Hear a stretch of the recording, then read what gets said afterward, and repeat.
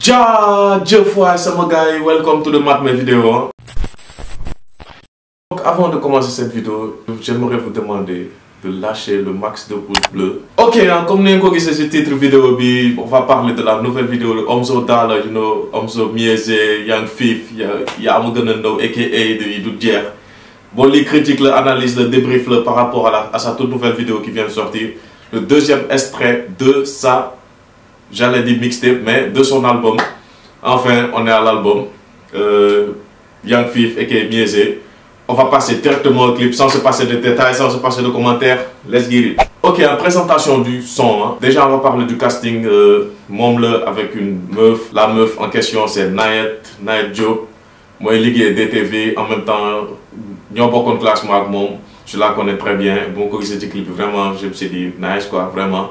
Elle a un très beau profil, surtout côté femme noire qui dit 7, mon teint noir naturel, c'est un signal pour les filles qui ont casting une fille africaine, on prend les filles noires naturelles. Tamit am na gang bi gars yi ci nek ci biir mais man bu ma xolé vidéo bi ci biir dama gis ben détail rek ma xol boy bi tu vois sama copain Akon y avait Akon si ki bi gars gang bi y avait Datignan, y avait Doudou, y avait yenen gars copain Doudou ñom y avait Rush. Parlons du beat, hein. Beat bi flagrant délit moo ko tëgg xam nga ni que Omzo la vraiment mu ngi koy composer ay beat yu bëri surtout ci mixtape bi dëggantaan prod na ci ay beat yu bëri ba la boka bi moom la en collaboration avec Passa. On voit que muy gën di coob ak Omzo quoi.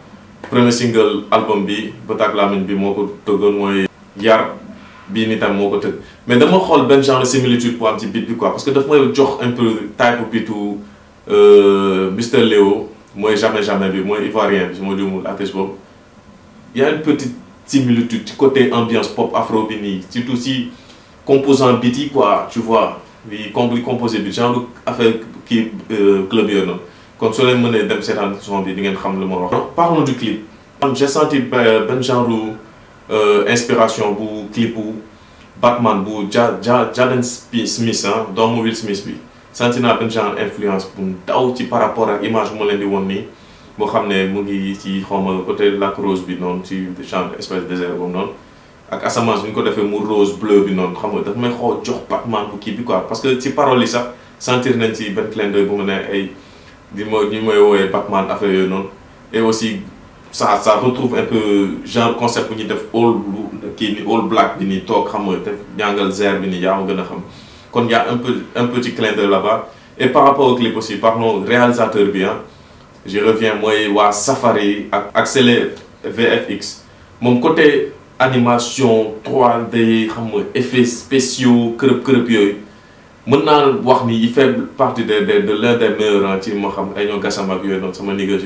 mais mon Célé, il est très très bon, machallah. Il y a beaucoup de publicité yow dañ seetaan ak ay clip yoo xam ne daa am effet surtout ay publicité orange ak Tigo Cool bi tamit dinaa la may tuuti image mooy dip bu mu nekk noonu moom moo defar genre animation yooyu noonu ay affaire de émoticône affaire yooyu noonu pop art yi fa nekk yooyu yëpp moom moo koy def vraiment il est calé là-dedans je crois bien su ma juumul si je ne m'abuse pas bi mooy premier clip bu mu réalisé en collaboration avec Safari bien sûr xam naa seen équipe ñoom Ice Graph yi ñoom Tati ñoom ñëpp am na ñu ma fa xam quoi mos naa dem sax seen place bi bu nekk Almadies c'est une maison de production xam ne ils viennent de se lancer quoi mais petite critique hein, quand même mais pourquoi seen logo bi gën envahir écran bi gën tamit doo leen ko def ba mu discret mu ndaw quoi wala bii ok parlons aussi du décor du clip décor bi moom machallah xawma lu ñu ko inspiré xawma lii ban place la wala ñoom ñoo ko defal mais en tout cas ñiy def décoration bi nice na ça te donne une ambiance d'intérieur afro xam nga ak chapeau poli crevesard tenue bi tamit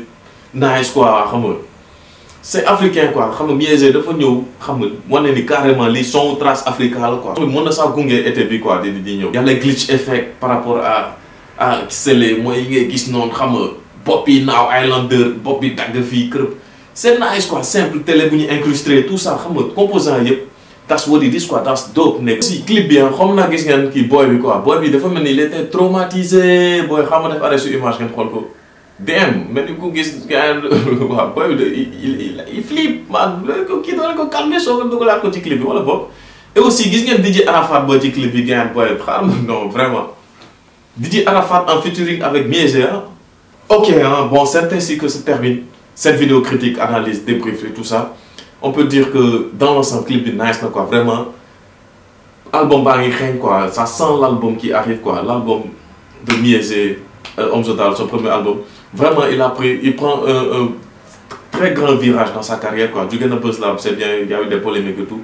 Mais, de faire des plans de carrière, tes directions artistiques, vraiment, mon album, quoi. Parce que tu sens que les doutes quoi, les albums quoi. Mais critique encore quoi, Omzo. On veut du sale boy. Tu du sale boy, son afro-imi. Tu vois quoi, l'homme de fille, du calme. On veut du sale boy. À la Mieze dérive mon nigga. Quoi. Troisième extrême, nous sommes sales quoi. No man. Donc c'est ainsi que se termine cette vidéo. J'espère que vous avez kiffé. Lâchez le max de pouces bleus à cette vidéo. Abonnez-vous, aimez-vous. Je vous kiffe. À la prochaine. Gili Gili.